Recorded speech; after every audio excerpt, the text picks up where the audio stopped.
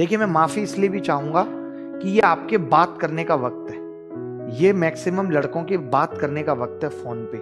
और सिर्फ बात करने का वक्त ही नहीं है, लड़कों की बात करने की उम्र भी है कि वो इस वक्त अपना जो दिन का वक्त है वो सबसे कीमती इंसान को देते हैं जो उनकी ज़िंदगी में होता है। ऐसा उनको लगता है कि ये बहुत कीमती इंसान है मेरी ज़िंदगी का, ये है तो ज़िंदगी है, वरना तो कुछ भी नहीं है, सब गंदगी है। इस तरीके की चीज़ें उनको लगती हैं, जो कि सरासर गलतफहमी भी है काफ़ी हद तक। कि इस सब चक्करों में एक दिन ऐसा होता है कि नौकरी नहीं लग पाती और सामने वाला ये कह के चला जाता है कि यार पापा नहीं मान रहे क्योंकि तुम कुछ कर नहीं रहे। पापा का एक ही पॉइंट है कि तुम कुछ कर नहीं रहे। अब पापा को तो नहीं पता कि करने किसने नहीं दिया इसको, कर तो ये भी बहुत कुछ सकता था। तो लड़का फिर हर तरफ से टूट जाता है। नौकरी नहीं है, जिसके चक्कर में नौकरी नहीं है वो भी नहीं है, घर पे अलग से इज्जत की कुटाई है, छोटे भाई बहन इज्जत की नजरों से नहीं देख रहे। ऐसे बोलते हैं भैया तो 5 साल दिल्ली रहे, पता नहीं क्या करते रहे, मतलब वो भी बात मानना बंद कर देते हैं। हालत ये आ जाती है कि छोटे भाई बहन भी बात मानना बंद कर देते हैं, इग्नोर कर देते हैं। इग्नोर, आप बोलेंगे गिलास पानी ले, बोले खुद ले लो, ऐसे बोले खुद ले लो और मेरे लिए भी एक गिलास ले आना।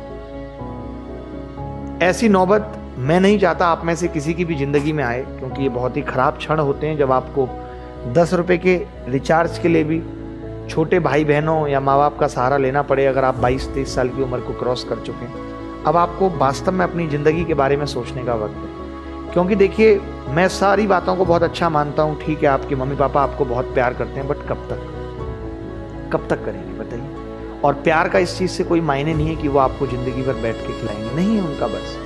और मैं नहीं समझता कि शायद ऐसा कोई माँ बाप होता है कि जिसके पास बहुत करोड़ों रुपए और वो फिर भी अपनी संतान के साथ नहीं खर्च करना चाहता। ऐसा नहीं चाहते हैं, बट है ही नहीं। हम सब जितने भी लोग एसएससी की तैयारी में आए, आप तैयारी में हैं, तो किसी के भी मम्मी पापा के पास उतना पैसा नहीं है, तभी एसएससी की तैयारी शायद कर रहे हैं। उतने जीनियस भी पैदा नहीं हुए। हर तरफ से हमारे साथ मुश्किल है कि हम वो दबा हुआ तबका है जो हर तरफ से पिचका हुआ है। जैसे नहीं होता कि मम्मी की दहेज में ये भिगोनिया आई थी, वो भिगोनिया हर तरफ से पिचक चुकी होती है 25-26 सालों में, फिर भी उसमें चाय बन रही है, कोई भी उसको ठोक पीट रहा है, यूं फेंक दी किसी ने भी, फिर भी उसको काम निकाला जा रहा है उससे। तो उस तरीके के मत बनिए, ये मैं आपको सच में कहना चाहता हूँ, दिल से कहना चाहता हूँ। और ये देखिए, जीवन की सच्चाई को समझिए कि आज अगर आप ये चाहते हैं कि लोग भी आपको सम्मान दें, प्यार दें, तो उसके लिए आपको कुछ तो करके दिखाना पड़ेगा समाज, और वो कुछ करके दिखाना पड़ेगा। वरना तो पिताजी की दुकान पे तो 36 लोग बैठ रहे हैं, कोई नहीं पूछता, सभी कहता है कुछ नहीं, पिताजी की दुकान थी, उसी बैठा लड़का कुछ कर नहीं पाया। जब आप अलग हट के कुछ करेंगे जो आपके परिवार में किसी ने नहीं किया, अगर आपके परिवार में किसी के पास सरकारी नौकरी नहीं है तो आप वो लेके आएंगे, या किसी के पास सरकारी नौकरी है तो छोटी मोटी आप उससे बड़ी लेके आएंगे, तब आपके समाज में इज्जत होगी। और हर एक इंसान, देखिए इस दुनिया में जो भी है, हम सब इज्जत के भूखे हैं। कहने की बात अलग है, हम सब चाहते हैं कि हम जहां जाएं हमारी वाई वाई हो, अच्छा लगता है, अप्रिसिएशन सबको अच्छा लगता है, कोई भी ऐसा नहीं जिसको अप्रिसिएशन अच्छा नहीं लगता। हर आदमी काम के लिए अप्रिसिएशन काम कर रहा है, अप्रिसिएशन के लिए काम कर रहा है। तो फिर क्यों, और क्यों इतनी देर? आप खुद सोचिए कि आपके पास पढ़ाई के अलावा कोई और ऑप्शन भी नहीं है, और आपको भी घर वालों ने, हर किसी के घर वाले 1 या 2 साल तो सबको ही देते हैं कि बेटा ठीक है तुम आराम से तैयारी कर लो। आप में से 80 या 90% को आराम से 1 या 2 साल दिया गया होगा, या तो वो आपने निकाल दिया होगा या आप उसे निकाल दें। कैसे? इधर उधर समय खराब करके। अपने दिन का कितने प्रतिशत समय आप खराब करते हैं? अभी मेरी जब ये क्लास खत्म हो जाए तो इस बात का आकलन जरूर करिएगा। एक कॉपी पेन उठाइएगा और लिखिएगा कि आज सुबह से मैंने कितना वक्त अपना ऐसे ही खराब कर दिया। सच में कोई आपका अपना नहीं है, अकेले जीना है।